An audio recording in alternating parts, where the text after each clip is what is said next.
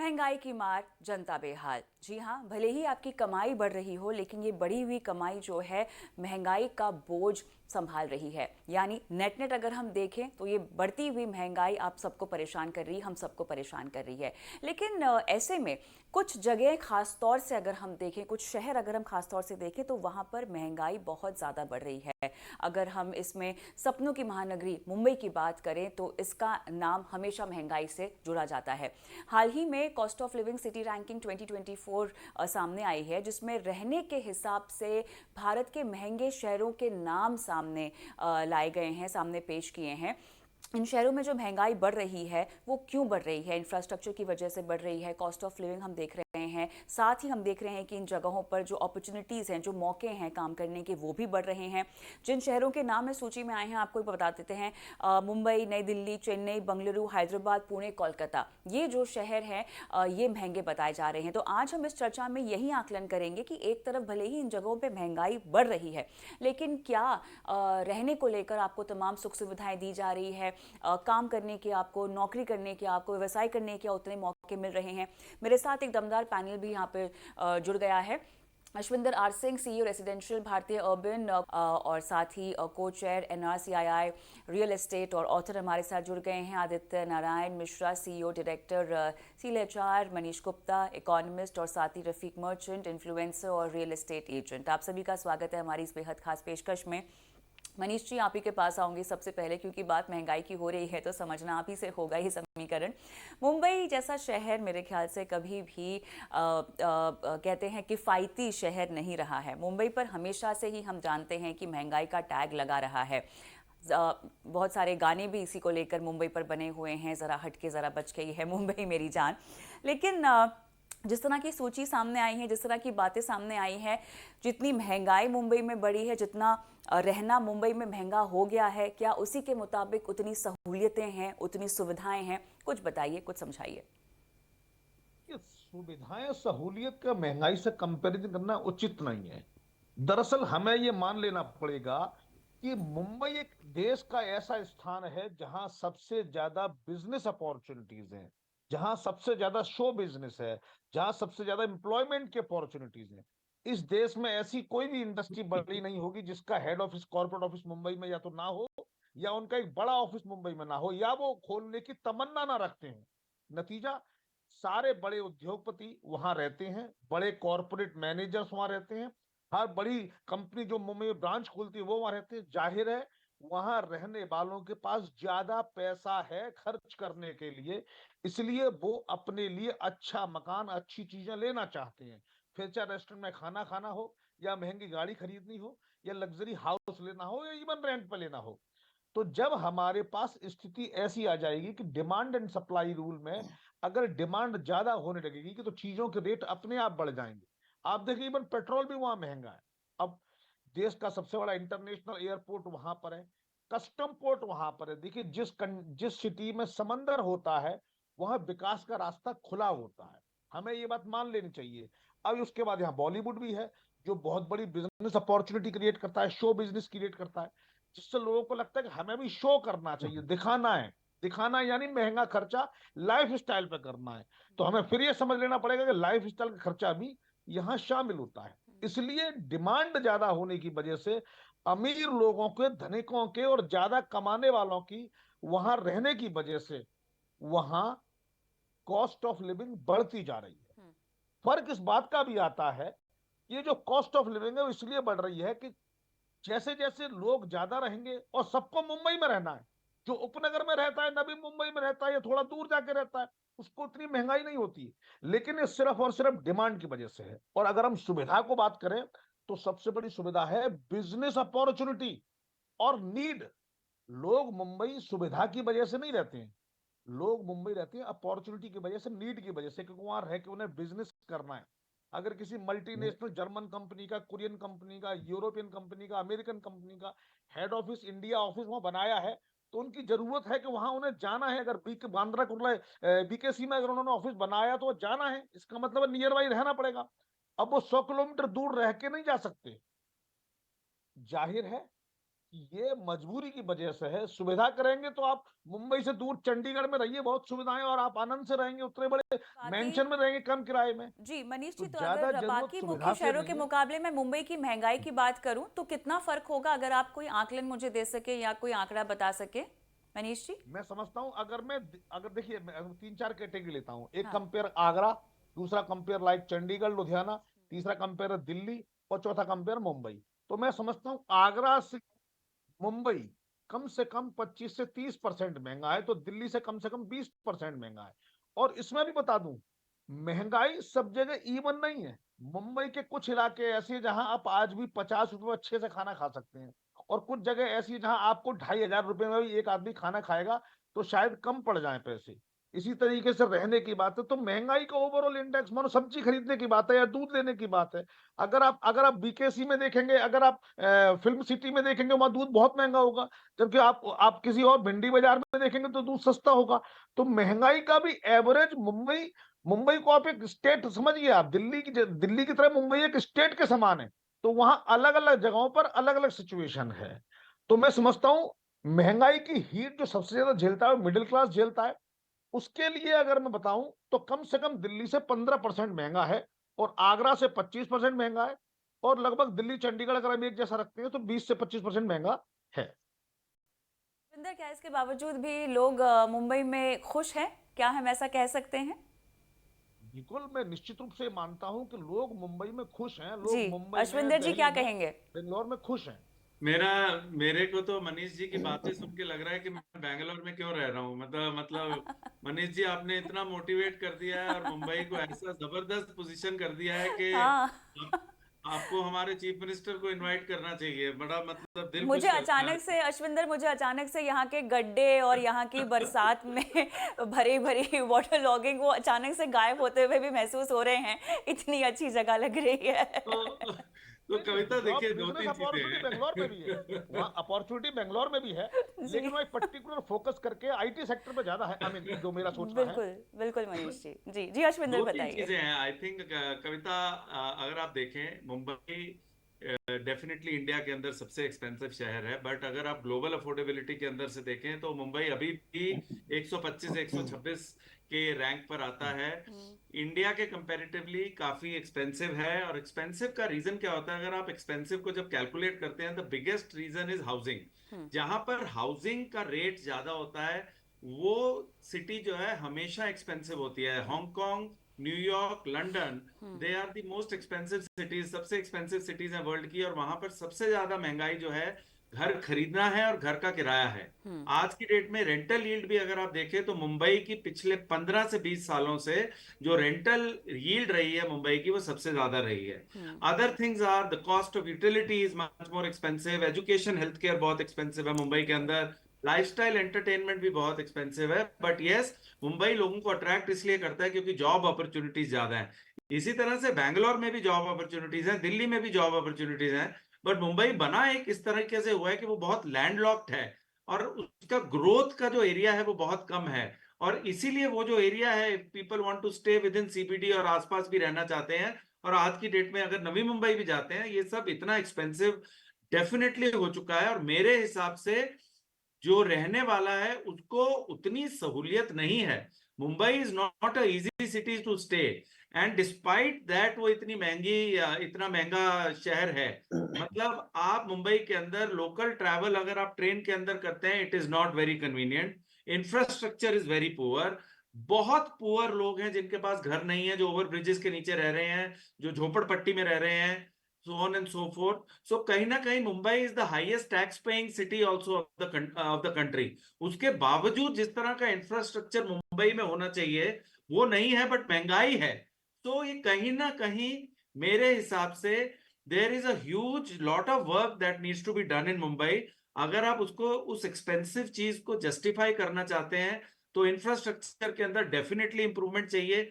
अभी हाउसिंग के अंदर इंप्रूवमेंट चाहिए, अफोर्डेबल हाउसिंग के अंदर बहुत इंप्रूवमेंट चाहिए। बिकॉज मुंबई वर्चुअली अनअफोर्डेबल हो चुका है। To buy a house for a middle class person, he can not buy a house in Mumbai. अब वो नवी मुंबई में भी नहीं खरीद सकता, उसको खारघर के भी आगे जाना पड़ेगा घर खरीदने के लिए। सो कहीं ना कहीं डिमांड सप्लाई डेफिनेटली काम कर रही है, but this so much of disparity जो है एक मिडिल क्लास के लिए और एक लोअर मिडिल क्लास के लिए, वो मुंबई में अब ऐसी बनती जा रही है दैट बियॉन्ड द पॉइंट वहां पर रहना अनसस्टेनेबल हो जाएगा। आप ही की बात को मैं चाहती हूँ कि रफ़ीक भी थोड़ा-सा आगे ले जाएँ, क्योंकि रफ़ीक हम ये भी देख रहे हैं, देखिए सपनों की नगरी है। जैसे हम हम्म। पहले ही एस्टैब्लिश कर चुके हैं कि यहाँ पर आपको व्यवसाय करना है, मीडिया क्षेत्र में आपको नौकरी करनी है, मौके आपके पास भरपूर हैं। मेरे ख्याल से मुंबई की एक खासियत भी है, लोग कहते भी हैं कि यहाँ पर कोई रात को भूखा नहीं सो सकता, कुछ ना कुछ आपको काम ज़रूर मिल जाएगा। लेकिन अश्विंदर की बात कोई आगे ले जाते हुए, क्या जैसे कि हम देख भी रहे हैं कि मुंबई का जो दायरा है ना वो बहुत बढ़ रहा है। वेस्टर्न सबर्ब हमने ऑलरेडी बहुत डेवलप होता हुआ देखा हुआ है, यहाँ पर भीड़ भी बढ़ रही है, यहाँ पर महंगाई भी बढ़ रही है, सभी कुछ देखा जाए तो बढ़ ही रहा है, इंफ्रास्ट्रक्चर भी यहाँ पर बन रहा है लेकिन थोड़ी धीमी गति से। लेकिन बाकी जो इलाके हैं, हम सेंट्रल हार्बर की बात करें, क्या अब लोगों ने उस तरफ जाके पलायन करना शुरू कर दिया है? क्या मुंबई का, क्योंकि मुंबई छोड़ा भी नहीं जाता है लोगों से, है ना, काम की वजह से हो या किसी भी वजह से हो, हम देख रहे हैं कंपनियों का दायरा भी बढ़ गया है। पहले क्योंकि मुंबई सेंट्रिक होते थे, महानगर सेंट्रिक होते थे, अब कंपनियों का दायरा भी टियर 2 टियर 3 टाउन्स की ओर बढ़ गया है। हम जानेंगे आदित्य से आगे इस पहलू के बारे में भी। लेकिन क्या आपके मुताबिक वक्त आ गया है कि मुंबई के दायरे को हम थोड़ा सा और बढ़ा करें? ऐसा नहीं है कि नहीं हो रहा है, डेवलपमेंट हो रही है, रियल एस्टेट के लिहाज से हो रही है, टाउन प्लानिंग के लिहाज से हो रही है, लेकिन क्या और उसको सशक्त बनाने की जरूरत है रफीक? तो आपने सही कहा कि ना इसको एक्सपैंड करने की मतलब जरूरत अब पड़ी नहीं है। जैसे मैं मनीष जी और अश्विंदर जी की बात से सहमत हूँ कि उन्होंने कहा कि ना अभी मुंबई में ग्लोबलाइजेशन हो रहा है। अभी मुंबई क्या था, पहले वेस्टर्न सबर्ब तक सीमित था, it was confined till western suburbs. मुझे आज भी बहुत फोन आते हैं, बोलते हैं कि रफीक मुझे मेरा बजट है, मुझे 1 BHK चाहिए और मुझे अंधेरी वेस्ट में चाहिए, लोखंडवाला में चाहिए। तो मैं कहता हूँ ठीक है, आप आ जाओ, मैं दिखवा दूंगा और दिलवा भी दूंगा। लेकिन वो कहते हैं कि मेरा बजट 50 लाख का है। तो 50 लाख का बजट है, लेकिन उनका ड्रीम है, उनका सपना है कि उनको वेस्टर्न सबर्ब में चाहिए। और मुझे बहुत सारे फोन आते हैं एवरीडे, कुछ 8 से 10 फोन आते हैं कि लोग, एक्टर्स और एक्ट्रेसेस पूरी दुनिया से, पहले पूरे इंडिया से आते थे, अभी पूरी दुनिया से लोग आ रहे हैं बॉलीवुड की तरफ। उनका झुकाव है और they are aspiring actors and actresses and writers and directors. तो वो सब आजकल ऐसा हो रहा है कि वो पहले अंधेरी एक हब था, अंधेरी बांद्रा, अब वो हब हो गया ऐसे-ऐसे मलाड, गोरेगांव, कांदिवली, क्योंकि वो वेस्टर्न सबर्ब भी बहुत अच्छा डेवलप हो गया। लेकिन अब ऐसा हो गया है कि खारघर, नवी मुंबई, वाशी, वाशी भी बहुत एक्सपेंसिव एरिया और लोकेशन हो गया है। तो खारघर हो गया, नवी मुंबई हो गया, ये सब खारघर के डिफरेंट सेक्टर्स हो गए, उल्वे हो गया। मैं अभी अंबरनाथ गया था, अंबरनाथ में बहुत बढ़िया है, 1 BHK 25-26 लाख में मिल जाता है और ग्रीनरी है, it's all surrounded by वर्डन lush green spaces. और हमारा बेहतरीन चीज़ ये है कि गवर्नमेंट का फ़ोकस भी है कि इसको इंफ्रा को अच्छा करना है, जोड़ना है एक को दूसरे के साथ और नॉर्थ को साउथ, ईस्ट को वेस्ट। और उन्होंने सही बताया अश्विन जी ने कि लैंडलॉक है, तो लैंडलॉक है तो क्या होगा, वो पीछे से ही वो डेवलप होगा, आगे तो समुंदर ही आ जाता है। तो उसमें क्या है कि expansion is the need of the hour. और लोगों के पास अगर 40-50 लाख है और आप यकीन कीजिए, मुझे रोज़ के 20 से 25 मैं खुद फ़ोन कॉल्स लेता हूँ और 20 से 25 फ़ोन कॉल्स आते हैं कि मुझे इन्वेस्ट करना है मुंबई में, मुझे इन्वेस्ट करना है और मेरा बजट है 25 लाख, 40 लाख, 50 लाख। हमारे पास सब है, 25 लाख में भी है, 50 लाख में भी है और 50 करोड़ में भी है। कल ही मैंने एक रील डाला 150 करोड़ का कार्टर रोड बांद्रा का, तो वो भी अवेलेबल है। तो जैसे मनीष जी ने बताया कि आप 2500 रुपए में भी आप खाना कम पड़ जाएगा और आपका बजट कम पड़ जाएगा और आप 5-10 रुपए में भी, 50 रुपए में भी खा सकते हो। बिल्कुल सहूलियत की तो ये बात है। बेसिकली आजकल ज़्यादा ये खर्च करेंगे तो शायद जहाँ पे आप काम करते हैं उसके नज़दीक रह पाएंगे, आपको ट्रैफिक का सामना नहीं करना पड़ेगा, सड़कें आपको थोड़ी सी बेहतर मिल पाएंगी, तो वो भी अपने कॉस्ट पर आती हैं ये सब तमाम सहूलियतें। लेकिन आदित्य, मुझे आपसे ये जानना है, अब क्योंकि हम सेक्टर्स की बात कर रहे हैं, मोटा मोटा दबदबा मुंबई में हम सब जानते हैं एंटरटेनमेंट और मीडिया सेक्टर का बहुत ज़्यादा है। कुछ पॉकेट्स में हम देख रहे हैं कि आईटी का दबदबा भी बढ़ रहा है, लेकिन मोटे तौर पर क्योंकि ग्लैमर वर्ल्ड से जोड़ा जाता है इस जगह को, बहुत लोगों का सपना होता है यार अमिताभ बच्चन के घर के बगल में हमारा घर हो, मन्नत के बगल में हमारा घर हो, इस तरह के सपने लेकर लोग आते हैं बॉम्बे में, पूरा भी करने की कोशिश करते हैं। मुझे ये बताइए कि जब हम यहाँ पे सेक्टर्स की बात कर रहे हैं, विस्तार की बात कर रहे हैं, जब आपसे कोई कंसल्ट करता है मुंबई में नौकरी लेने को लेकर, तो आप किस तरह से उन्हें समझाते हैं इस शहर के बारे में, किस तरह से, क्योंकि पैकेजेस को लेकर, अगर आप इतने बड़े शहर में रह रहे हैं, इतने महंगे शहर में रह रहे हैं, तो ऑब्वियसली जो आपकी कमाई है वो भी उसके मुताबिक होनी चाहिए। मुंबई का शख्स अगर कोई दिल्ली में जाए तो वो पैसे बचा सकता है, लेकिन दिल्ली से आया हुआ आदमी अगर मुंबई में रहना चाहे तो उसकी जेब थोड़ी सी ज़्यादा भारी होनी चाहिए पैकेजेस के वाइज। तो समझाइएगा सेक्टर स्पेसिफिक यहाँ पर क्या क्या चलन बदल भी रहा है, और साथ ही कैसे लोग अपना गुजारा करते हैं पैकेजेस में। आदित्य। ये देखिए 30-35 साल से ये ऐसे ही चल आ रहा है कि मुंबई में जो कंपनीज हैं वहां पर एक सिटी कंपनसेटरी अलाउंस लगता है, क्योंकि वो मुंबई का जो कॉस्ट ऑफ लिविंग है वो compare to other Indian cities वो तो ज्यादा है ही। तो, तो इसलिए वो सीसीए एज ए कॉन्सेप्ट वो 30-35 इयर्स 40 इयर्स से इंडिया में चले आ रहा है।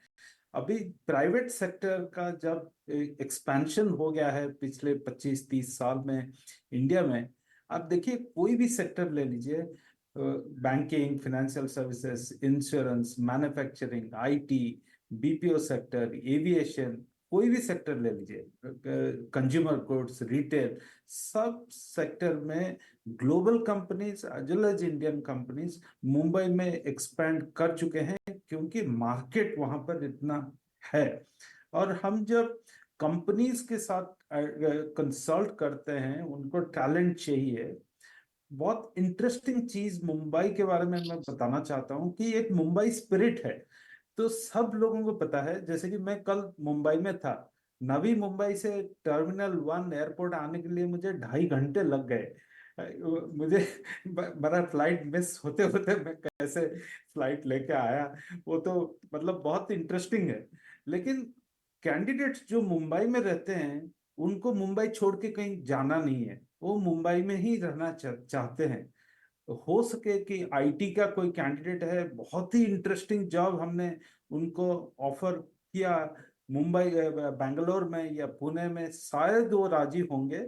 लेकिन जो मुंबई में बस चुके हैं उनको मुंबई के बाहर जाने का कोई भी इंटरेस्ट नहीं है। वो मुंबई स्पिरिट जो है, जो परसेप्शन है, ब्रांड है कि हम इंडिया के सबसे बड़े शहर में रहते हैं, उनको पता है कि कॉस्ट इतना ज्यादा है, सिटी का इंफ्रास्ट्रक्चर का सिचुएशन अच्छा नहीं है, क्योंकि इंफ्रास्ट्रक्चर जितने लोगों के लिए डिजाइन किया गया था उससे कई गुना ज्यादा लोग उस शहर में रह रहे हैं और वही इंफ्रास्ट्रक्चर को यूज कर रहे हैं। इंफ्रास्ट्रक्चर बनाने के लिए टाइम नहीं है। अब मुंबई में रास्ते में जाते हैं, कहीं पर भी सब जगह में कंस्ट्रक्शन चल रहा है, फिर भी वो इंफ्रास्ट्रक्चर पेस, वही पेस में जो ग्रोथ जो पेस में हो रहा है वही पेस में नहीं रह पा रहा है।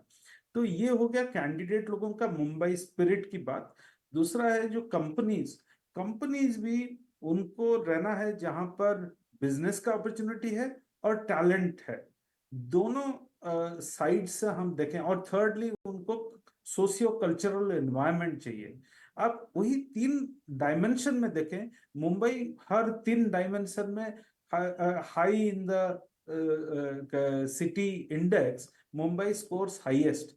अब मैं समझाता हूं किस लिए। पहले बिजनेस अपॉर्चुनिटी, कोई भी सेक्टर का कोई भी कंपनी ले लीजिए, मुंबई में जो पोर्ट का connectivity, airport connectivity, global city, the perception, stock market, financial market, media, entertainment, consumer product, सब जगह में सब कंपनी के लिए अपॉर्चुनिटी है। ऐसा कोई भी कंपनी नहीं है जो इंडियन कंपनी है या ग्लोबल कंपनी है जिसका मुंबई में प्रेजेंस नहीं है।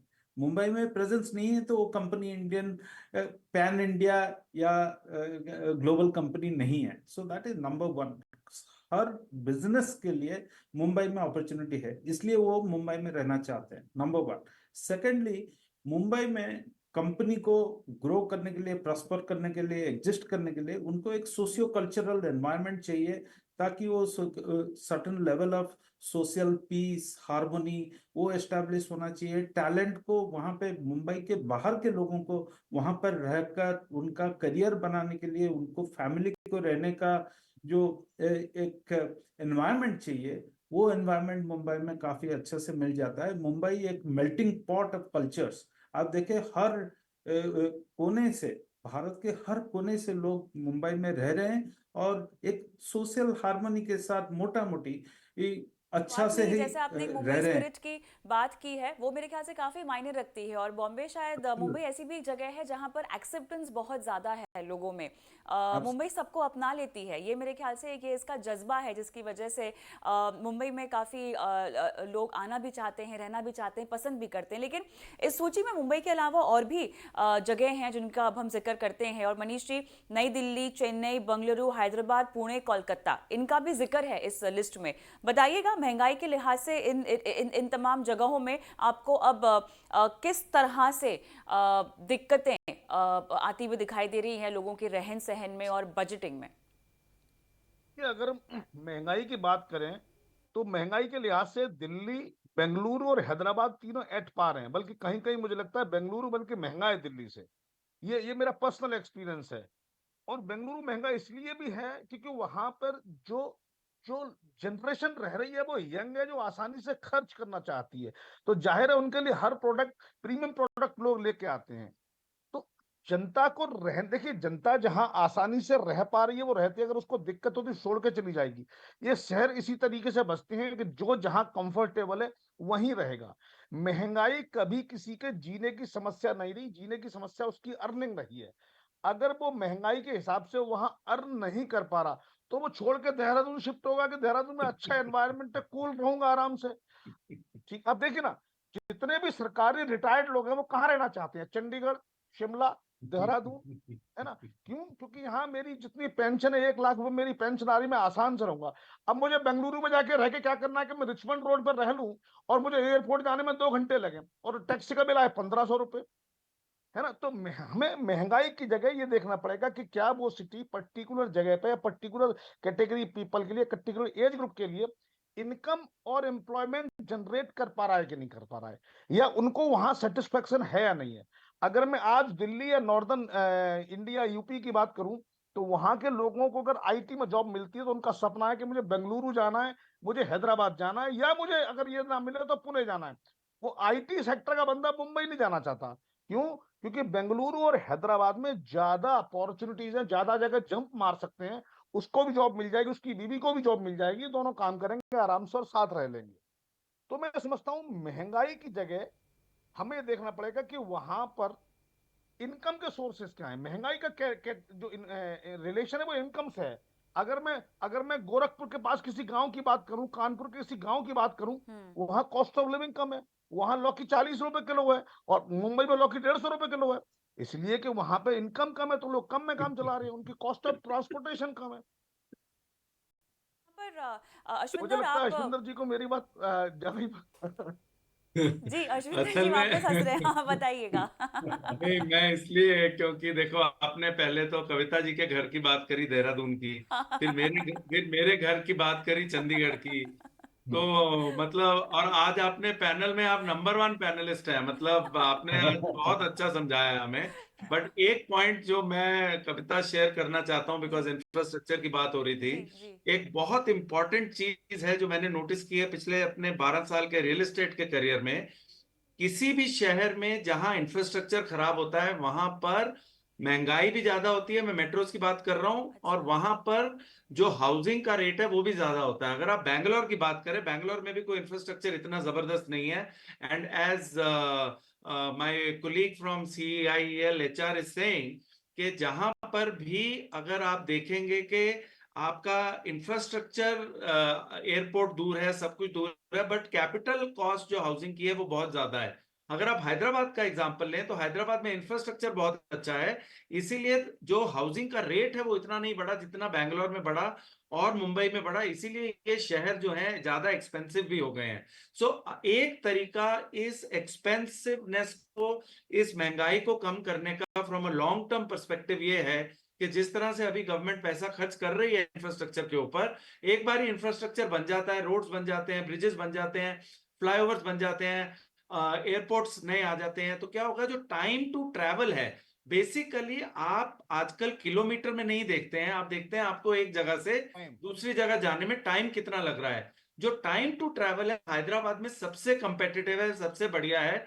इसीलिए जब हैदराबाद में रेट बढ़ता है तो आदमी बोलता है चलो मैं 5 मिनट और आगे निकल जाता हूं, फिर वो 5,000 रुपए स्क्वायर फीट मिलता है उसको, फिर उसके 5 मिनट आगे और चला जाता है, क्योंकि उस 5 मिनट में वो 2 किलोमीटर तय कर पा रहा है। और यहां पर वो 5 किलोमीटर में मतलब मेरे हिसाब से वो 100 मीटर भी नहीं तय कर पा रहा है। इसीलिए जो रेट है, अब जैसे उन्होंने बोला कि उनको 2 घंटे लग गए और उनकी फ्लाइट मिस होने वाली थी, बैंगलोर की ये डेली की स्टोरी है कि आप यहाँ पर इतने ट्रैवलर्स देखते हैं जो स्ट्रैंडेड होते हैं एयरपोर्ट पे, बिकॉज जो पहली या दूसरी बारी ट्रैवल कर रहे हैं and they miss their flights. So अगर अगले 4-5 साल में 10 साल में इंफ्रास्ट्रक्चर पे अच्छा पैसा खर्च होगा, सो कहीं ना कहीं ये महंगाई आके रुक जाएगी। वर्ल्ड की सबसे महंगी जो शहर है वो हांगकांग है। हांगकांग क्यों महंगा है? एक तो वो लैंडलॉक्ड है, जैसे रफीक जी ने भी बोला, और क्योंकि वो लैंडलॉक्ड है और वो ऊपर ही ऊपर जाता जा रहा है, और जो ट्रैवल टाइम है हांगकांग में, चाहे वो बहुत छोटा शहर है, बहुत ज्यादा है, इसीलिए लोग पब्लिक ट्रांसपोर्ट लेते हैं, पैदल जाते हैं, साइकिल यूज करते हैं, बिकॉज अपनी कार लेकर उसको पार्क करने में भी दिक्कत है। टोक्यो में आप अपनी गाड़ी पार्क ही नहीं कर सकते हैं, और बॉम्बे में भी अब यही स्थिति आ चुकी है, बैंगलोर के सीबीडी में भी यही स्थिति आ चुकी है। ऑफिसेस को भी सीबीडी के बाहर बनना पड़ेगा। बट अगले 5 से 10 साल के अंदर स्पेशली बॉम्बे और बैंगलोर के अंदर इंफ्रास्ट्रक्चर में बहुत काम की जरूरत है। इन्वेस्टमेंट कर रही है गवर्नमेंट, और इसके बेसिस पर ही कहीं ना कहीं ये चीजें हैंडल हो सकती हैं और कंट्रोल में आ सकती हैं। चलिए, तो घुमा फिरा के बातें वहीं पर आके ठहर जाती हैं कि बेहतर इंफ्रास्ट्रक्चर हो तो कहीं ना कहीं इसका असर हमें महंगाई को कम करते हुए भी दिखाई देगा। मेरे पास समय समाप्त हुआ है और रफीक और आदित्य जी से मैं एक सवाल ही ले पाई हूँ, आपसे माफ़ी चाहती हूँ, लेकिन ये मुद्दा ऐसा है कि हम तो घंटों बात कर सकते हैं। बहरहाल मेरे ख्याल से इसका सेकेंड सेशन हम अगली बार लेके आएंगे। फिलहाल आप सभी का बहुत बहुत धन्यवाद इस खास पेशकश में शिरकत करने के लिए। और आज के इस एपिसोड में इतना ही, मुझे भी इजाजत दें, नमस्कार।